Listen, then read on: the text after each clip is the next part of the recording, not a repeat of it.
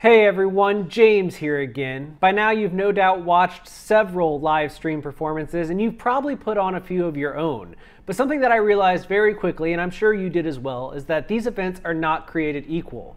Some have really good audio quality and poor video, or poor video and great audio, and trying to find out the right place and the right time to do your event is pretty confusing. So in this video, I'm going to try to give you a few tips to make you a little bit better and a little bit more successful with your live stream events. Let's face it, none of us know when live music is going to return, and we also don't know when you'll be able to perform regularly again. So for right now, live streaming is a great solution that, even though everyone's not thrilled about, most people are willing to at least give a chance as long as their favorite artist is involved. And for a lot of people, that's you. So congratulations on being somebody that people are hoping to see live.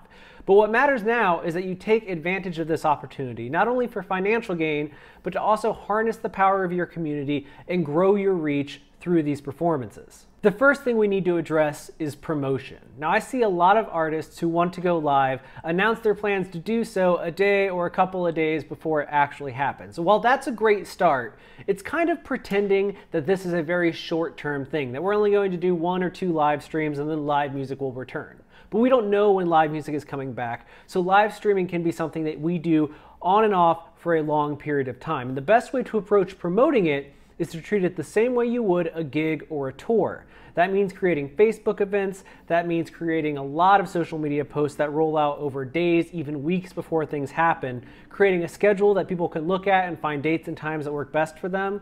And one of my favorite things that I've seen lately is people creating digital tour posters. Basically, creating a tour poster as you always would, but just outlining when and where you'll be available to be seen online, and what specifically each live appearance can be, which is what we're going to talk about right now. Now, obviously, as a musician, your first instinct is to perform for your fans, which you absolutely should do. But if you just go live with the notion that you're going to play a couple of songs once or twice or even weekly, that's going to keep your audience engaged for a little while. But remember that we live in a time where the same internet that's giving them access to your live stream is giving them Netflix, HBO, Hulu, Spotify, YouTube, and a billion other things to do on the internet. So you have to keep it fresh. You have to be rotating the things that you're giving your fans. So in addition to just performing, consider doing themed shows. If you have multiple releases, maybe you perform a different release each week for the month of May and maybe the month of June if your catalog's that long. Once a week you should do a Q&A with your fans. You could also do a cover set or maybe even a nightly cover where you just perform one cover song each night for a week, switching it up every single day.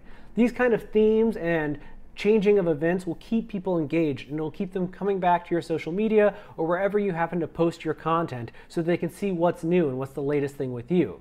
And if they're a really devoted fan, then you don't have to worry about them getting burned out, because if all you're doing is playing the songs that everyone expects you to play, your fans might watch a couple of times, but then they're going to move on to something else. You have to keep things fresh in order to keep people engaged. And by mixing it up and giving them a schedule of all these different performances, you're giving them a lot of opportunities not only to engage with your music, but to learn more about who you are and become a little bit more interested and engaged with everything that you do. Now, beyond making it about yourself, you should also take this opportunity to expand your artistic community. I know that there are artists that you look to as peers or friends in the community who maybe have a similar sound as yours, or at least have a sound that maybe you could perform with one day.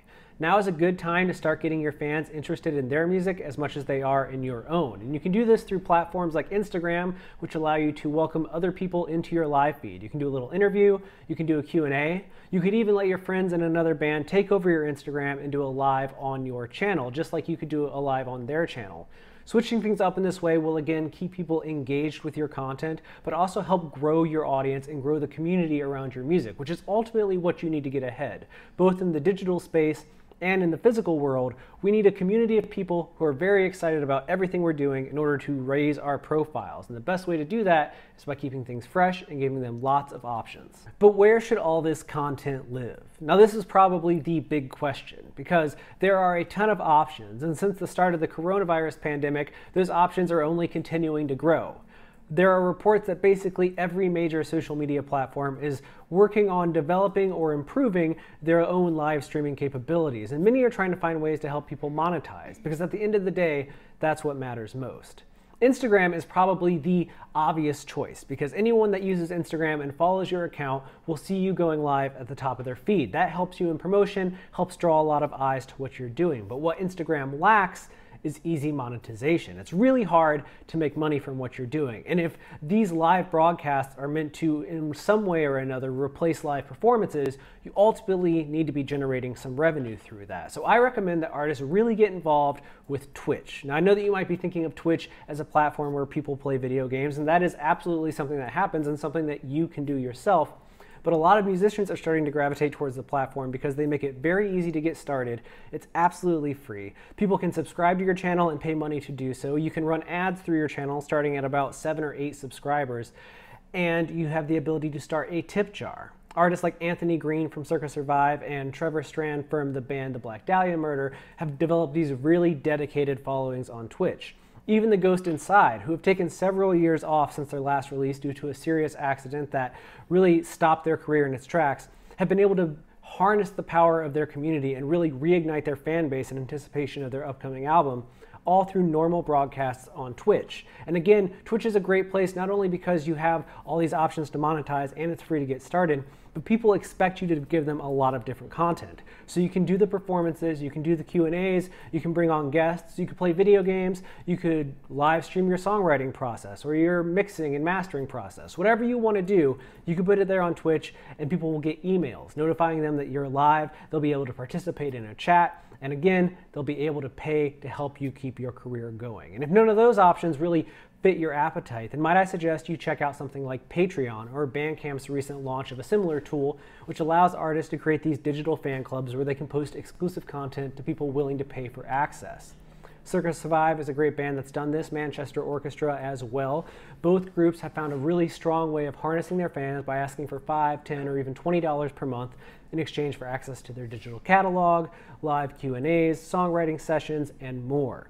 So it's all about finding the right place where your fans are willing to go, where it's easy for them to not only access your content, but to support you through donations or through watching ads or whatever way makes sense to you. And just to make a quick note about production quality, I know that there are several artists who are fortunate enough to have some really top shelf recording gear at home that makes their videos look very polished and their audio sounds super crisp and clean. And if that's not you, if you were not prepared to be locked indoors relying on live streaming to supplement your income, don't worry, it's not that hard to get started.